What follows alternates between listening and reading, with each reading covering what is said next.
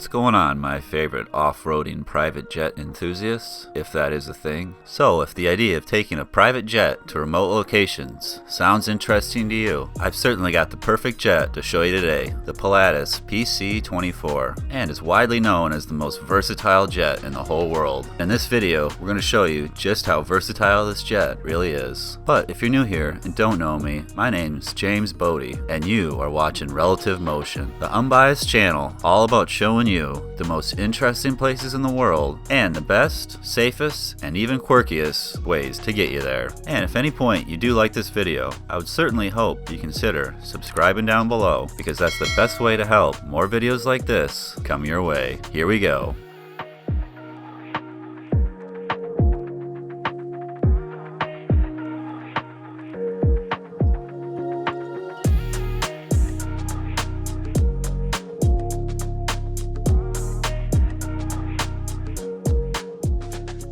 The PC-24 is made by the Swiss Pilatus Aircraft Company, and the Pilatus Company I think is starting to become a very well-known name in the aviation industry. I think this largely has to do with the large amount of previous success they've had with their single turboprop aircraft, the Pilatus PC-12, which to me has always been a great turboprop aircraft and almost really redefined what a turboprop should be. And so far I don't think the Pilatus PC-24 has been very different. It really has redefined how versatile a private jet can be, and is what Pilatus calls the Swiss Army knife of private jets, which I'll give them a little credit, I think actually kind of makes sense. Now I think the reason the PC-24 has earned this reputation is the Pilatus company really tried to design the PC-24 to have similar characteristics to a turboprop in the spots you want it, like being able to take off on short runways or unapproved areas like dirt and snow, but while having the benefits of being a jet aircraft, mostly from the fact of being much quicker than a turboprop. So obviously one of the pretty amazing things about the Pilatus jet is it's one of the very few jets that have been approved to be able to take off from pretty much any type of runway. And while it can obviously land on a paved runway, it can also land on dirt, grass, snow, gravel, and even some types of just wet earth. So obviously if you need a jet that can take off and land from these types of surfaces, this is definitely one of the prime contenders. And while we'll get into a little later in this video, characteristics that help allowing this jet to land and take off from these types of surfaces. So if you're not super familiar with aviation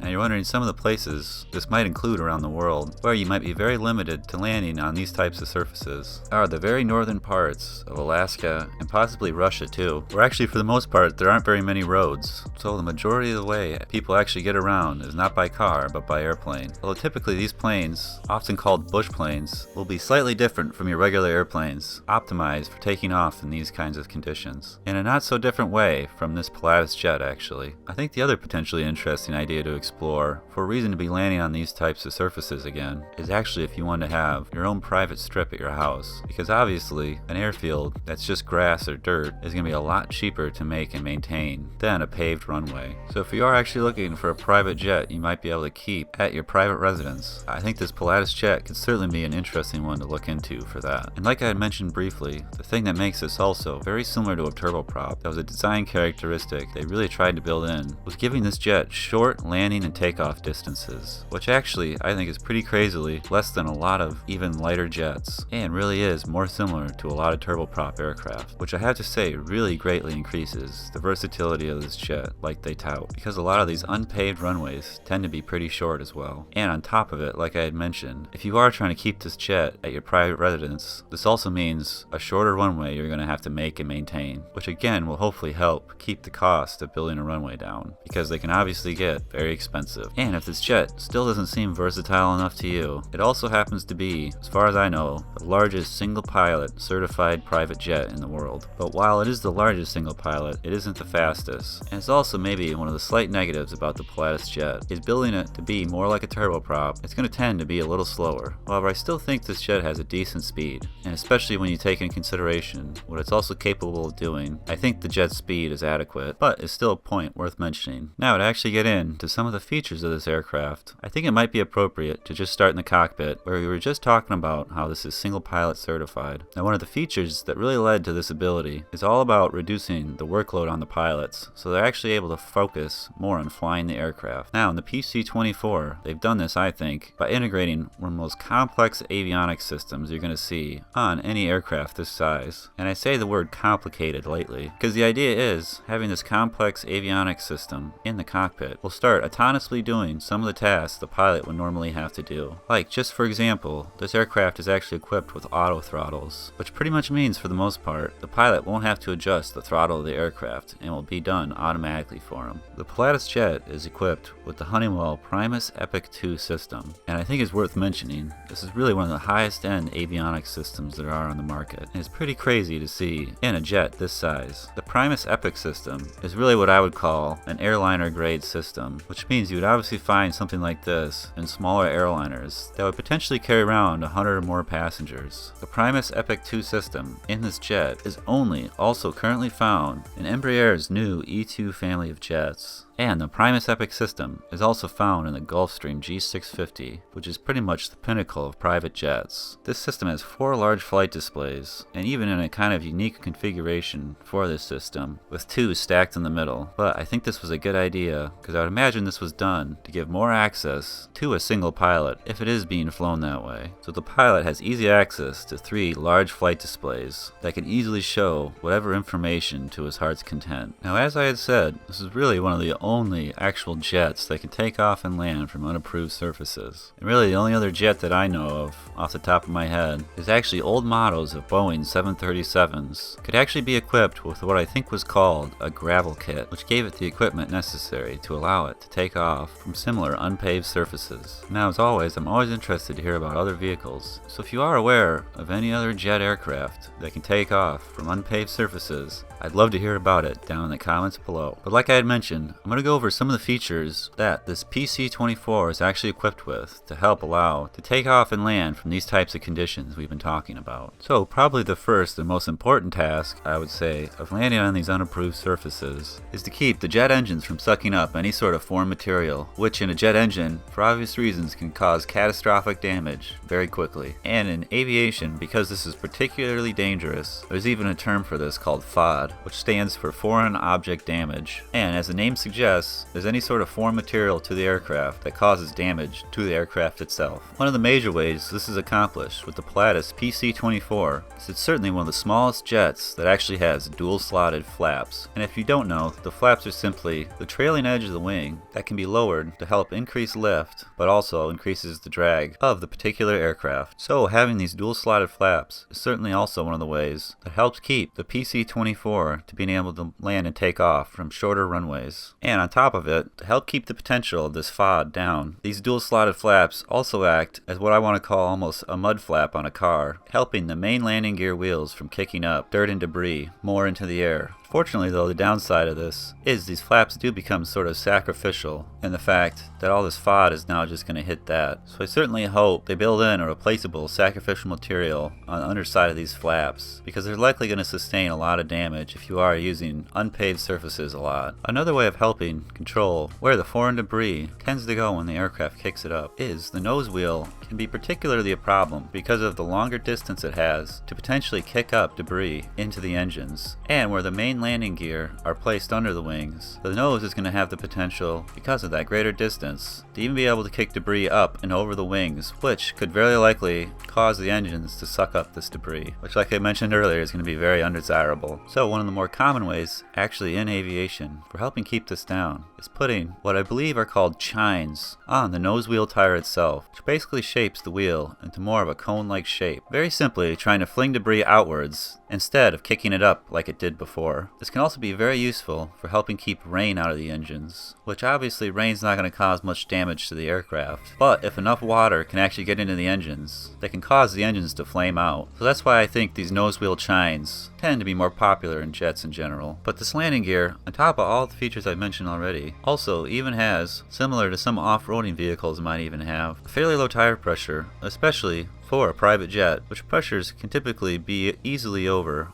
100 psi. On these oversized tires for the PC-24, the nose gear only has 50 psi, and each of the dual mains only has 70 psi. And on top of the mains, already having what is called a trailing leak landing gear, which I would certainly expect for an off-roading aircraft. But on top of having a trailing link landing gear, I would say all the landing gears suspension system also has what is called a longer stroke, or has more movement in it to hopefully allow for landing on more uneven surfaces that an unpaved runway might have. Now, if all this wasn't enough to prove to you yet how versatile the PC-24 really is, I don't think I've even mentioned yet maybe the most amazing feature of this jet that really is unheard of in other private jets this size. And this is going to be the large cargo door that the Pilatus jet has at the rear. This is a fairly large cargo door, especially for the size like I had mentioned, and it's 51 inches long by 49 inches high to make this jet even more useful for cargo with this cargo door. But a lot of private jets this size actually have an aisle in the middle of the floor leading to a floor with different levels. The Pilatus has a completely flat floor that is 46 inches wide, which allows you to fit a decent amount of different things, I think, in this jet actually. Like for one, if you take most of the interior out, I think you could pretty easily fit 3 normal sized pallets in this jet, with the biggest limitation being the height, like I mentioned, of the door of 49 inches. But I think pallets are just the beginning of the uses for this door. I guess especially if you want to start getting into some more quirky ideas. One of the items I think Pilatus actually pushes hard is putting motorcycles back here, which if you know the ideas I like to explore on this channel, I'm all about. But unfortunately, as I might assume, some of the typical owners of private jets usually tend to rent vehicles and hotels wherever they go, and don't really live out of their jet. But I'm going to go into exploring this idea a little more, because I do think it's interesting, and hopefully you do too. So obviously, like I mentioned, if you are into motorcycles, wherever you land you don't have to worry about rentals, and you could drive the motorcycle around to your final destinations, if you were trying to stay out of the jet, which this is one of the smallest jets I think you could potentially live out of actually, because of some features like one of the engines having a ground power mode, which makes it easier to run creature comforts in the aircraft when you're actually parked on the ground, especially with the Pilatus PC-24 with some of the more remote areas you might be going to. I also think the Pilatus has, I guess what I'll say is a very unique toilet, where it is actually located up in the front galley, but it's very well tucked away when not in use. And on top of it, you can fully service it from the outside, which really in my opinion is the pinnacle of poopers on private jets. And while I think some models have little options for some sort of galleys up in the front, with a giant amount of cargo space in the back of this jet, I think it'd be pretty easy to set up a basic kitchen in the back for obviously cooking some fairly basic stuff. And while I'll go into these more in other videos, because of time, there are even beds available for private jets that don't have one, that fit nicely between the seats, if you are trying to sleep more comfortably on a private jet that doesn't have beds actually built in. And on top of it, this aft cargo space, with the door open, is even a place to get some nice air if you just want to hang out in the back on a nice day. And while a motorcycle is probably the most obvious thing to put inside this jet, I do think a dirt bike is obviously another interesting idea to explore, especially because of this jet's obvious ability to land out in these more remote areas. And while I think you'll have trouble fitting a full-size ATV or snowmobile, you might be able to fit miniature ones if you really try at it. And I guess maybe one of the most interesting things, at least to me, you could carry around actually in this jet, well, I guess maybe besides Han Solo or whatever they're doing here,